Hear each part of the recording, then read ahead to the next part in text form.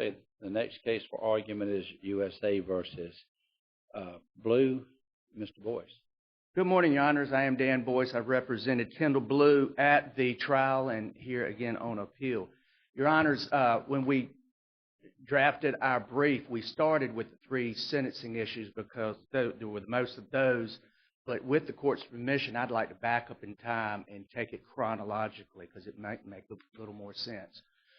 Mr. Blue had been investigated by ATF, two ATF agents and then I think a local law enforcement agent. And when he was indicted on a 924C count carrying a mandatory consecutive.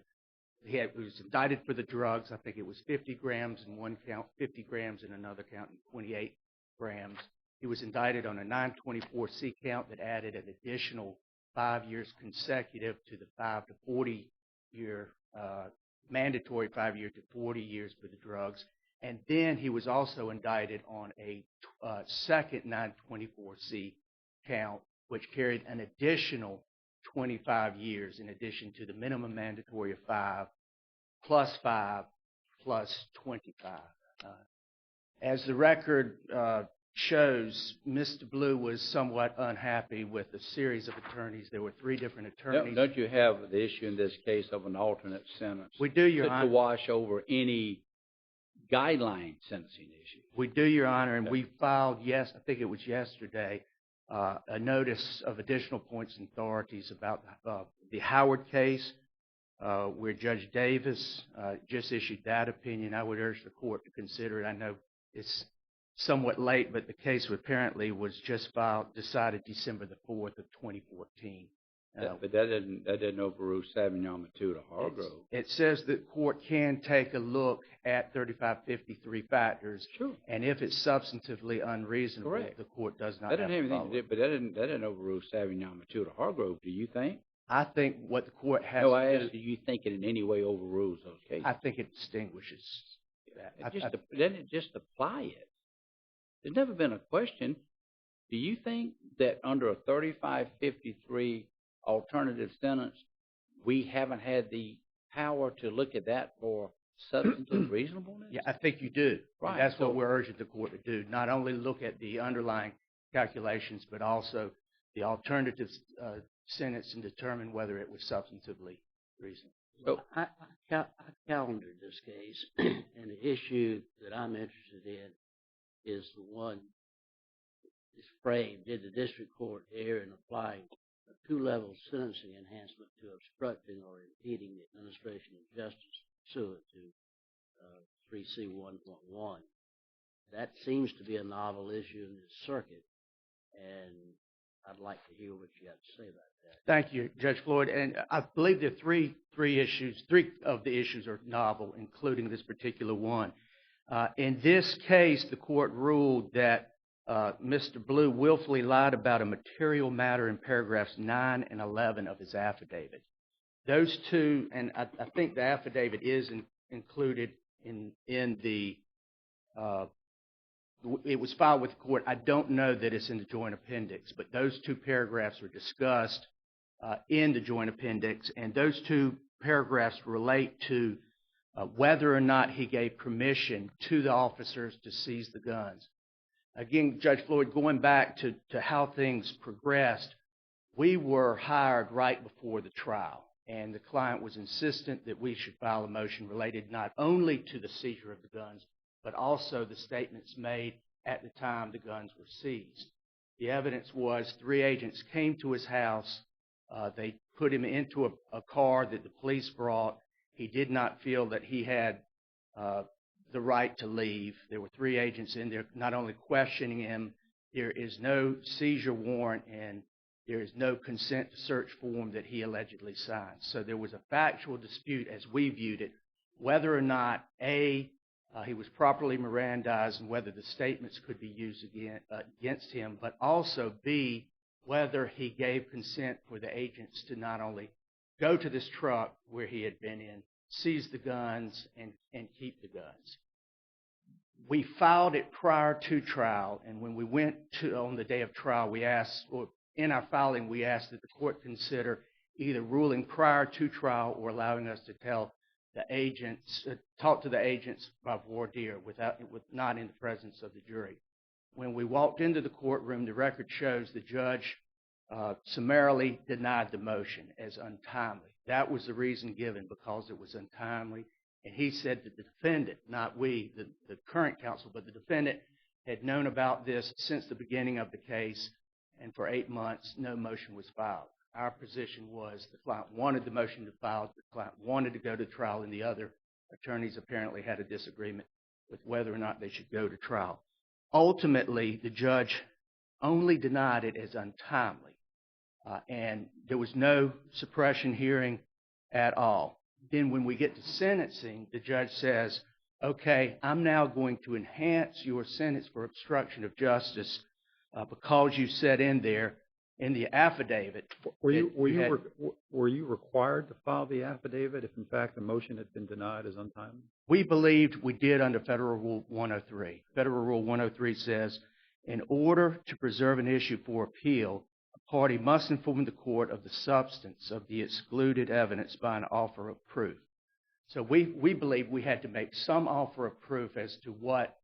Well, the evidence here was at least not excluded as a matter of substance. It was simply a procedural violation. Exactly right. And that's why we say it was improper to include it as obstruction of justice.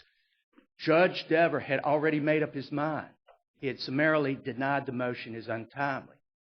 When he did that, he was ready to move forward. And I said, Your Honor, just as a matter of, for the record, for appellate purposes, we're tendering this off as an offer of proof, or words to that effect. Does it make any difference, and this is the thing I'm interested in, does it make any difference whether it's a false statement in an affidavit or a false statement made on the stand for purposes of that enhancement? I do not think so. I think either way it would be proper, but we never had the hearing on it, and it was only an offer of proof. So we were never able to prove that what he was saying was the truth, because the judge summarily had already denied the motion before a hearing to decide whether to suppress the evidence. Well, but I mean, the judge didn't just arbitrarily decide that your client was not telling the truth. He heard from the officers at some point, right?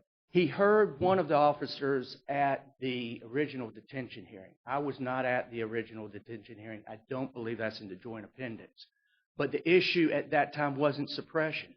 The issue then was detention, whether he should be detained.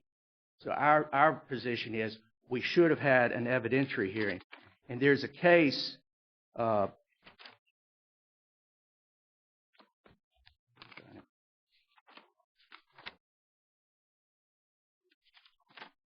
with me, please. Is the argument that the reason why that's important is because you, actually your predecessors, did not have the opportunity to cross-examine, I imagine? To flesh it out. Right. And I don't know if the defendant would have testified at a suppression hearing or not. We were never given that opportunity. But, Your Honor, the case that we cited in the brief, U.S. v. Taylor, says, in deciding a contested motion to suppress, the appropriate way to resolve the conflict is by holding an evidentiary hearing, after which the district court will be in a position to make findings. Yeah, but that's not a requirement that you always have a hearing any time a suppression motion is filed. You don't think that's the law, do you? I think the court should consider... I said, you think that's the law, that when a suppression motion is filed, there has to be an evidentiary hearing in court? No, there doesn't have to be. I agree with that. You like it. Maybe it's a better idea. Absolutely. But it's not a requirement. Yes, sir. But the problem here is that the precondition for holding that hearing was not satisfied, in that the motion was filed 8 months late. 8 months late. But I mean, what would have been the point of having a hearing at that? Well, two things. Number one, there's an unpublished case, and I know that's not binding on this court. But in 2010, there's a case, U.S. v. Adams. It is 378 Fed 304 210 Westlaw 193683. And in that case, Adams filed an untimely suppression motion before the scheduled trial date. Here, we did the same thing. Yes, it was 8 months later, but it was 4 days prior to trial. The government filed a response to it, but then the judge summarily denied it. Our position is the government showed no prejudice to them in any way. They just said it's untimely and it shouldn't be filed, and we believe that he gave consent. Maybe there's prejudice to the court. prejudice to the court and use of its resources. The When court, it sets the scheduling order and it said you're late on the scheduling order. the court did only, that. I believe, Judge Shedd, the court only said that he was ruling because it was untimely. That's it. It was 8 months. Untimely as to his schedule, the court schedule. It's not just the government. Trust me, despite what defense lawyers think, the courts do not run according to what the government lawyers tell them to do. And the court has its own interest in deadlines.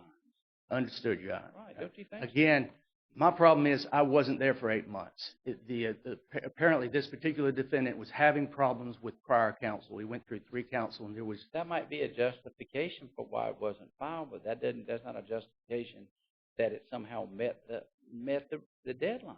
I would respectfully submit that Judge Dever didn't consider the justification. That is, I had not been in the case earlier. He had other counsel who failed to file it. If he wants to, he can. There's no requirement that because you came late to the case, he has to consider a motion filed outside of time. Understood, but we would submit that the government needs to show some prejudice to their... What did you file with your motion? What did I file? You just filed the motion itself. I believe I filed a motion, a memorandum, and the affidavit of And the Mr. government Blue. filed a response. The government did file a response. Do we know whether or not the court even looked at those documents? I believe the court did look at the documents. You know, a hearing under the federal rules doesn't require a hearing in court like this. Understood. A hearing can just be on papers. Understood. But as suggested in the Taylor case, in deciding... That might be a preferable way to do it, or somebody might think that's a good way to do it. And quite frankly, I did lots of them myself as a district court judge. I think one I had lasted, 3 or 4 days on a suppression hearing. Didn't give you a good feeling about that trial, does it, when that goes 3 or 4 days. We've learned to shorten our I ways. understand your position is it should have been done. I'm just sort of thinking, is it required? Yeah. I think it absolutely should have been done. It was an abuse of discretion not to have been done because these were such critical issues. You had statements, very incriminating statements of the defendant about whether he was selling drugs, and you had issues related to those guns, and those guns were pivotal in this case. Now, the unique thing about this case is he was found not guilty on both counts, not guilty on both 924C counts, and the jury actually came back and asked a specific question of Judge Dever, does the mere possession mean we have to find him guilty? We think the judge correctly told them, no, it doesn't. Despite that ruling, and this is one of our other appellate issues, the judge still gave a 2-level enhancement, despite the testimony by the informant that they were good friends. There was no pressure placed on him in any way to be with Mr. Blue. He never felt threatened by Mr. Blue. And amazingly, in one of the 2 transactions that allegedly occurred, the informant asked Mr. Blue to see a gun. The evidence was Mr. Blue enjoyed having guns. Anything about the felony cross-examination or impeachment on the felony? Or you just rest on your brief on that, or how do you want to handle it? I think I have. There's some additional case law that I think. No, that's in the upward departure. I'm not saying you have to. I'm just asking you about that. And could you repeat the question? Didn't you raise the point about that you could not impeach on some felony convictions? Fascinating case where they're extending Simmons. We could not find any cases that said Simmons is applicable to the federal rules of evidence. But during the case, we knew the informant had several convictions. And I think we cited a case that says a defendant has an absolute right to cross-examine and impeach a witness based on prior convictions. In this case... Not prior convictions, prior felony convictions. Yes, sir, prior felony convictions. And in this case, the judge said... I said, Judge, I don't want to be held in contempt of court here. I hear what you're saying, but I don't think it's applicable to the federal rules of evidence. Here's the unique thing, and with the court's permission, we'd like to provide supplemental information on this. Simmons came down specifically about North Carolina law, whether or not certain felonies are considered crimes punishable by more than a year. Of course, the Simmons case is related to a sentencing issue, not an evidentiary issue. The North Carolina sentencing guidelines have changed since the Simmons case. Now, all North Carolina felonies are punishable by more than 1 year. So we're going to have a disparity in how you cross-examine witnesses at trial. if you have to make calculations whether this one particular defendant, Isn't the burden on the person wanting to use the conviction to have a good faith basis to say it's a felony? absolutely, and And that was the quandary we were And in. isn't the felony determined by the maximum or the sentence, the maximum sentence the defendant of that person, the person convicted, would face under that conviction, correct? Federal rules of evidence say the sentence that right? punishable by more than a year. Right. That's offense-oriented. Simmons is I know that. defendant. My question is, the court asked you what kind of time, Mr. Boyce, what kind of time your the impeached person to be impeached could have gotten, and you said, I don't know what penalty he could have received was. Doesn't that mean that the judge cannot have abused his discretion not to allow, because there's no good faith basis to know this person was facing what is a felony under the federal rules? The judge told me I could not ask the questions based on Simmons, and we don't think Simmons is applicable No, that's not my to the federal rules of evidence. He asked you what was the sentence that the witness faced under those convictions, and you said you didn't know what it was. Based on the discovery that had been provided to me by the government, I was not positive what the sentence was. And I guess your point is prior to Simmons, you didn't need to know that. Right. It was a prior felony conviction in North Carolina, punishable by more than 1 year. The sentencing guidelines change it. Now they've changed it back again, and once again, a person who is convicted of a Class I felony is punishable by more than a year. The minimum range in the lowest block in the sentencing guidelines table for North Carolina, I think, is 3 years to 13 Well, months. but that disparity also applies in the conventional context of Simmons with the enhancement. It's not inconsistent. It applies to the sentencing enhancements as well. That changed. Judge, I'm not sure I understood. Well, you said the grid has changed. Yes, sir. Now all felonies are punishable by up to a year. So that means for purposes of sentencing enhancements under federal law, that inconsistency also exists. There's no disparity there, it seems. Now, Right. Any person convicted of a felony in North Carolina moving forward since the change. Well, let me ask you they're this. all the same. You were allowed to impeach. You were allowed to use a misdemeanor conviction to impeach this witness. Is there any argument that the error, if there was any, was harmless in this context? We would argue it's not harmless because we had an absolute right to go beyond just the misdemeanor. That was a crime of moral turpitude. The judge correctly ruled we were allowed to use that. But I believe the case law is that there's no discretion of the court saying I'm not going to allow you. But that would only make it error. Right. That would only make it error. Right. That wouldn't mean it couldn't be harmless. We would argue it's very harmful error not to be able to use a conviction. You were going? Thank you very much, Your Honor. Okay, you reserve some time. Thank you, Judge.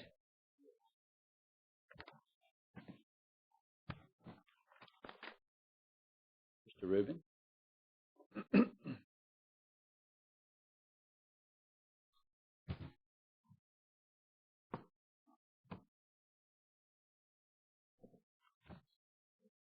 Rubin, was it required to offer that proffer with respect to the motion to suppress in order to preserve it? Good morning, Your Honor. I don't believe that it was actually required, and I think it's for the specific reasons that you identified here. As defense counsel admitted, and as the transcript shows from the discussion, I guess it wasn't a hearing on the suppression motion, but the court's discussion, the court ruled that it was untimely and without good cause. So if the defendant were to appeal that, he'd be appealing the denial as untimely, which wouldn't require an affidavit for the same reason that it wouldn't require an evidentiary hearing, because the court wasn't reaching the merits of the motion. So he would have to come here and prevail on that, then have it sent back, then he would get to discuss the merits. This is a different posture. You said, and without cause, you mean without cause for the delay? Yes, Your Honor. Fine, not without cause on the merits. That's right, Your Honor. Yes, to be clear, without the good cause that Rule 12 requires. And I would, on that note, I would point out that, notably, defendant has twice waived any good cause argument about that. He didn't actually argue good cause to the district court. In fact, he conceded it, and he said to the district court, he said, I don't wish to be heard at all about the delays or anything like that. He didn't argue it in his brief here that there was good cause. So what we have below is a court denying, which this court ruled recently and more, looking at Rule 12, that an untimely motion is waived unless the court finds good cause. We have a defendant who didn't argue good cause, a court who didn't find good cause, and on appeal he doesn't argue good cause. So ultimately, I think that really forecloses the merits of the suppression motion entirely. Well, maybe not entirely. I suppose he could allege a claim of ineffective assistance of counsel against his prior lawyer. He could seek to do that, Your Honor. I would note that he hasn't done that. I understand, and I'm not encouraging that. I'm just saying that may be his remedy. And he hadn't done it yet. He hasn't had it yet, and perhaps that's because it's very difficult, as the court knows, to prevail on that kind of claim on direct appeal. That doesn't necessarily stop litigation. No, and it may show in a 2255 before the district court or this court. We don't know, but on appeal, he would have to show that it was per se. Ineffective assistance wouldn't be an issue on direct appeal anyway. That's just obvious on the face of what's been filed. Otherwise, it has to wait for some collateral. That's right. As just Diaz suggesting. That's right, Your Honor. Not that it should be filed, but it's another avenue for that issue. That's right, Your Honor. It would have to be objectively unreasonable by counsel, and there's already a case that we cited below, Sexton v. French, that said it's a classic tactical decision whether to file a motion to suppress, and that basically answers that question as to whether it's objectively unreasonable. At the time this case was tried, Simmons was in effect, right? That's right, Your Honor, yes. So it would not, based on that, it would not have met the criteria under Rule 609 to allow those two convictions. That's right, Your Honor. And turning to the Simmons issue, defense counsel is right that I was also unable to find a specific case explicitly holding. Is it your position that they would not have been felonies? I mean, could not have been felonies? What is your position? Or there just no good faith offer that they were felonies for purpose of 609? Speaking only, I'm not challenging you. I'm just asking. Certainly, Your Honor. And there's nothing in the record to suggest that he had any felonies that would be Simmons eligible and within the 10-year time period. Is that because you're looking at the substance and the punishment for him for those offenses, or the record just has no information on that? There was a little information discussed during the colloquy with the district court judge about it. And based on that information, I believe we also put forward that his offense was, I think it's in the transcript somewhere, it was a category H, and he was a level 2, and that wouldn't be enough, that it was an 8 to 10 month sentence, and that wouldn't be Simmons eligible. I can speak a little more to that outside the record only if the court would want me to do so, otherwise I will not. You mentioned the 10-year limit. There's no evidence in the record of that either? There's nothing within the 10-year limit. I thought the witness testified and gave some information. Didn't include that? I'm not sure I understand the court's question. I'm sorry. Well, my recollection was that the witness in this case who suffered the conviction did provide some information regarding the offense. Is that not right? He did during the voir dire, okay. Your Honor. So my question is, did he indicate when he suffered the conviction? I don't think that during the voir dire that he said specifically when. I think it may have been in the question that he said around 2004, were you convicted of possession with intent to distribute cocaine? And the answer was yes. So that takes care of the 10-year. Well, maybe it doesn't. Those were inside the 10-year at that time, because I believe it was 2012. But there were no Simmons eligible. And Judge Shedd, as you mentioned, it is the burden on the proponent offering the evidence. That's what I'm asking you. I'll be honest, as I read the record, I couldn't find anything that indicated that under the Simmons approach, that there were any 10-year convictions within 10 years that subjected the defendant, the criminal defendant who was being examined, that subjected him to more than 1 year in prison. That's absolutely right. But it wasn't an affirmative statement that his convictions absolutely were not subject to. It was just the fact there's devoid of evidence in the record on what he faced. Isn't that correct? I think that's mostly correct. The government counsel. Well, I was hoping it was all correct. Well, it is all correct on the record. I would just add to that, Your Honor, that government counsel then said that we also were not aware of any such convictions as well. Sort of to add to that, the government said it's not like we're hiding anything. We don't know of it. I didn't ask you that, though. That would be in the record, would it be? It is in the record. And I said, looking at the record is devoid of any positive evidence that he was convicted of a felony that would count. That's right. Yes, Your Honor. That is absolutely, completely correct. I thought you would say that this time around. But the point being, I'm teasing a little bit, the court asked what could he be sentenced to, And I'm not saying anything about defense lawyers. They tell the truth. They said, we don't know. And the judge goes, based on that, I'm not going to allow you to use it. Isn't that correct? That's correct, Your Honor. And pre-Simmons, he didn't have to know. So why is it appropriate to apply Simmons in this context? I think there's two reasons, and this court has not yet actually ruled in a decision that it applies to Federal Rule of Evidence 609, but it seems almost inevitable that it has to. The first main reason is the language is identical. The court in Simmons was construing the Controlled Substances Act and was looking at the definition of felony that was, quote... I don't know I'd so much be saying what we have to do now. I beg the court's... don't know. I beg the court's pardon for my use of the words on that, but looking to this language, the Controlled Substances Act is an offense that is punishable by imprisonment for more than 1 year. The court then construed that in the context of the North Carolina Structured Sentencing Act to tell us what it means when North Carolina punishes someone, whether that offense is punishable by more than a year, as the court knows. Federal Rule of Evidence 609 uses essentially the exact same words. It says that the crime can only be used if it was punishable by death or by imprisonment for more than 1 year. In order for the Federal Rule of Evidence to work differently than at sentencing, then that same language would have to mean two different things at two different times. And we think that the better approach would be for that language to always mean the same thing. And the second point sort of relates to that. Simmons was certainly a sentencing case. That's correct. It was about sentencing. But Simmons doesn't just apply to sentencing, just as I think you mentioned this as well, or you mentioned that it applies more than just the context of that case.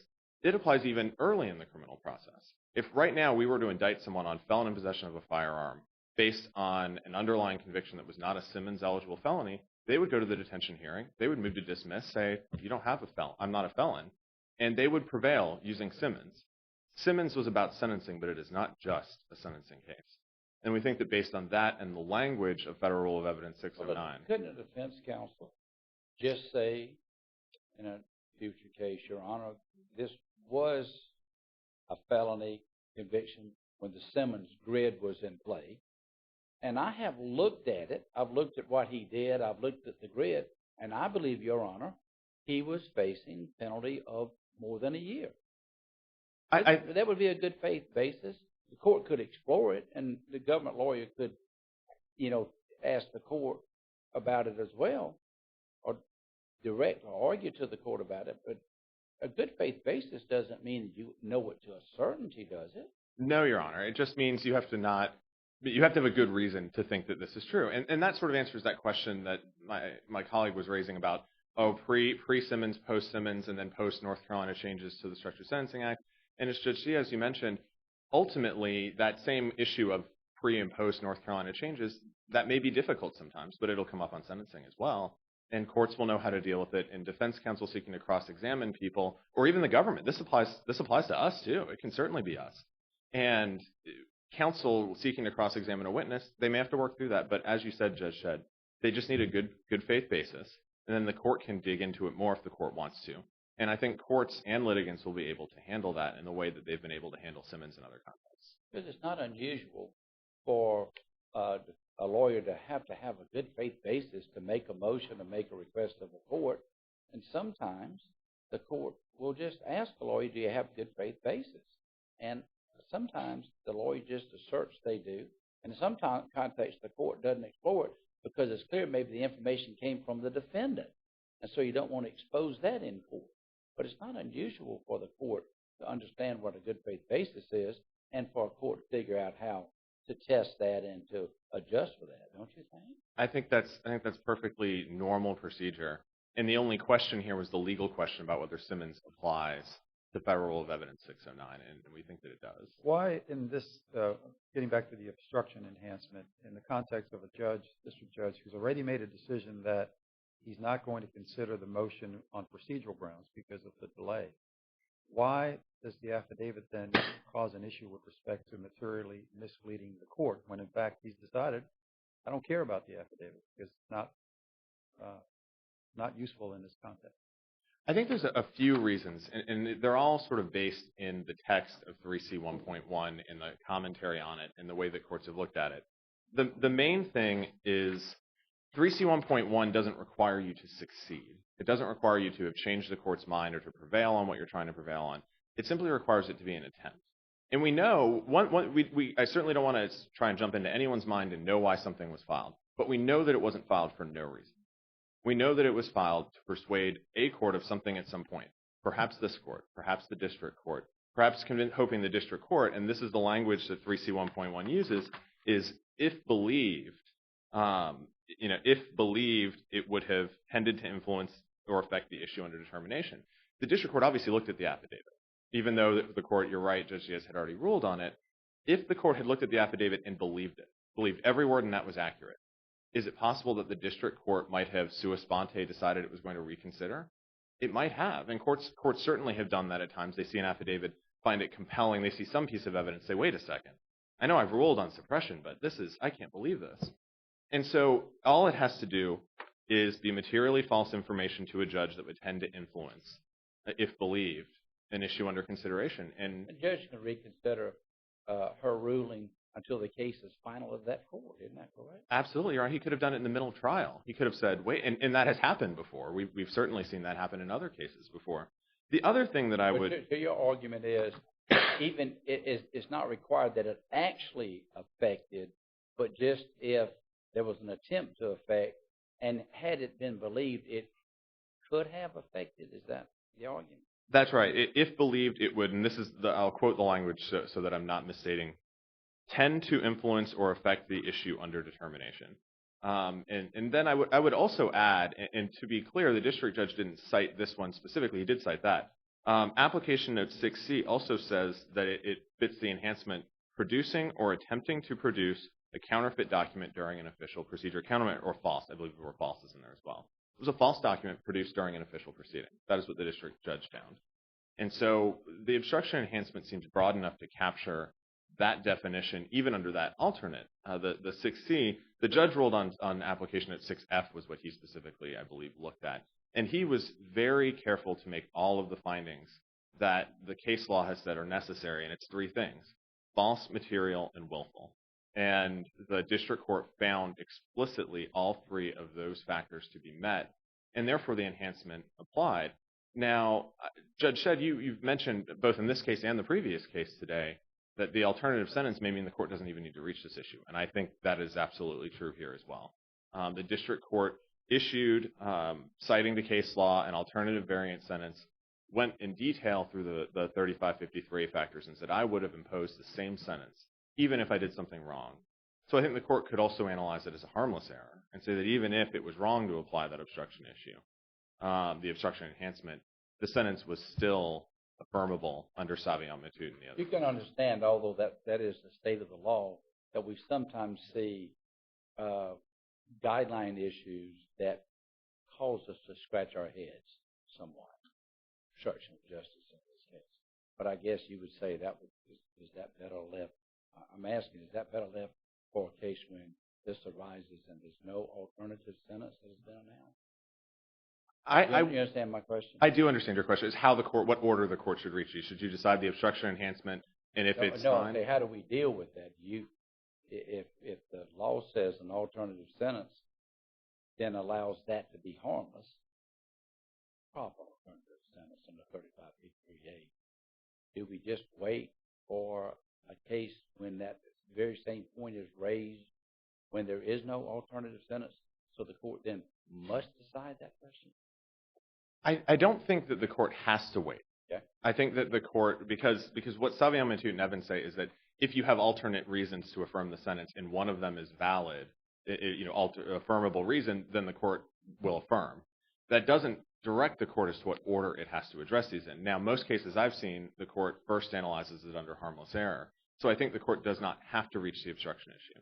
However, Judge Floyd, I know you mentioned seeking oral argument in this case on this issue. If the court wants to address it, the court could do so. If it did so and it found a problem with that, then it would have to then turn to the Savion Matute argument, because that would be an alternative ground to affirm. On this, we think the obstruction enhancement was proper here. It is, I agree, it's a slightly unusual posture that it was an affidavit. What's your view on the court reaching issues it does not have to decide in deciding it? I think it's a question of which issues the court doesn't have to decide. If the court decides... In your view, do we have to decide the obstruction of justice in this case? It is not necessary, no, Your Honor. So what is your view then on... I'm just trying to see what your view is on when we do address it. That's why I say, I'm just asking, do we wait until we have to address it? I don't think we have to do that. I think we can do sort of what we want to do in writing these opinions, but I was just asking your view on the law as to when we should address it. I think the better approach for the court is to rule as narrowly as possible. And I think in this So case, that would be just presumed error. that's right, presumed harmlessness review. I think there could be cases where it's actually easier to address the guidelines enhancements and not get to the alternative variance argument. This case, I think it's probably easier to do that alternative variance argument first. And so my answer earlier was simply to what I thought the court could do. Since I take you to be asking what the court should do, I would recommend to the court to address the alternative variance argument, and then only if it finds that it can't affirm under that ground, then reach defendant's sentencing guideline enhancement. I think it's a fair question for judges to think about. I think judges do ask, what order do we do in this case, and what net purpose is it to do? How do we approach it? I agree, Your Honor, and I think sometimes it can also be the importance, if it's an issue that keeps coming up but never seems to be able to be reviewed, the court might feel that it's time to publish an opinion on it or something, and the court has, as you said, the court can pretty much address these in any order that it wants to. But to us, the bottom line is that whether you look at it with the variance first or the enhancements first, the ultimate result should be an affirmance here. I don't want to take, I have just a couple minutes left, I don't want to take more time if the court doesn't have any more questions. Thank you. We'll let you rest on your briefs if that's what you would like to do. Thank you, and we ask that the court affirm. All right, thank you. Thank you very much.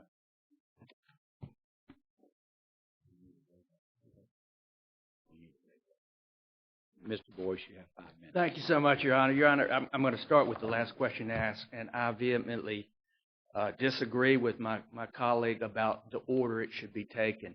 A variance should only be considered at the end of the process. The court, and quite frankly, Judge Dever does a very good job of methodically going through the steps that a court should go through in fashioning the sentence.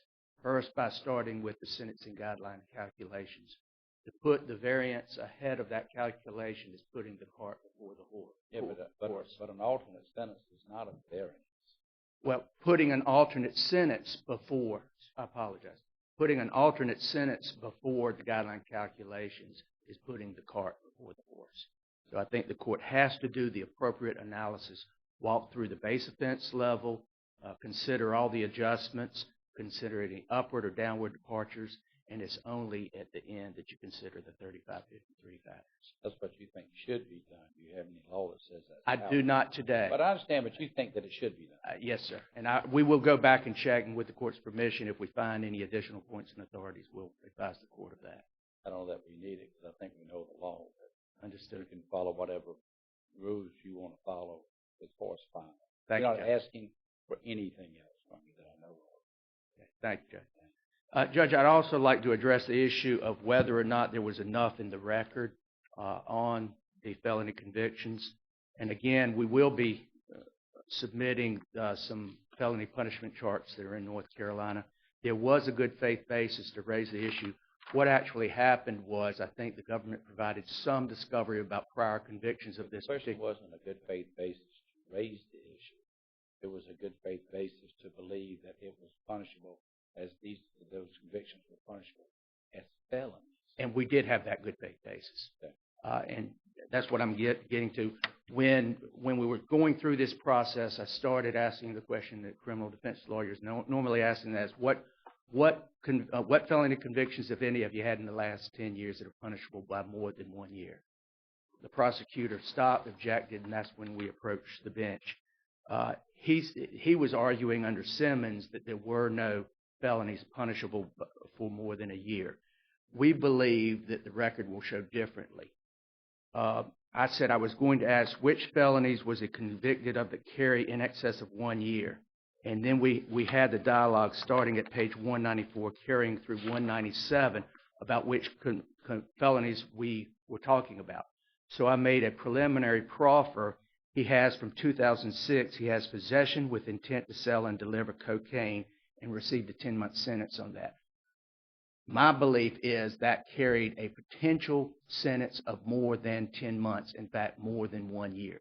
So that's one felony. Well, but you didn't ask the right question. The question was what felonies were punishable as to this defendant in excess of 1 year. Only if Simmons applies. Right. We argue Simmons doesn't apply. Oh, so you're making this argument in the context of not We applying. should have been allowed to ask him the question. Simmons notwithstanding.